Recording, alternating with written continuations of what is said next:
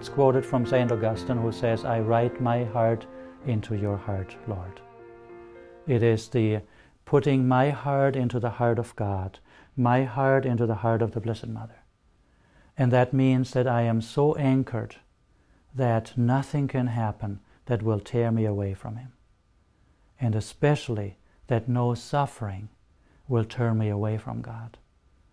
That the hardest crosses and the hardest pain and all of this, whatever God has in mind, will not make me hard and bitter, but make me more childlike, more flexible, more open, and more loyal to our Lord.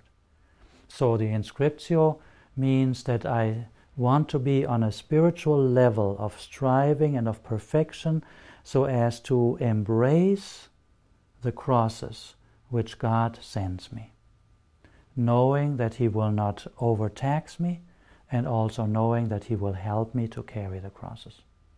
Those two items are always very helpful. Because if we look at the cross alone, it becomes so difficult. I think of Christopher Reeves, when he had his accident. He was basically ready to die. There is no future for me. But out of love for his wife and for his daughter, he recognized, I have to live. But what a life is this, when you can't even breathe on your own? And so that is for me one of the hardest crosses to bear. That you lose each other, that you lose your faculties, that you lose your abilities to even be. And so many people who go into the mental illnesses and so on, what a cross that is.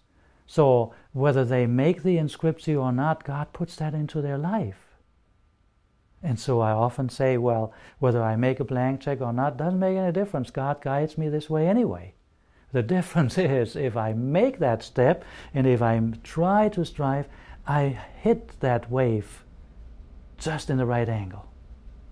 When you are boating, if you are in the wrong angle, then the wave will turn you over. But if you hit the wave right, you'll make it through. And that's what the Inscriptio is.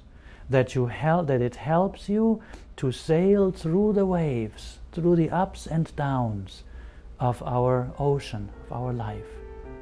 That you have the life vest, the covenant, and that you strive to the highest degree of holiness and perfection in accepting God's will, including the suffering, so that you end up at the right place to go to heaven.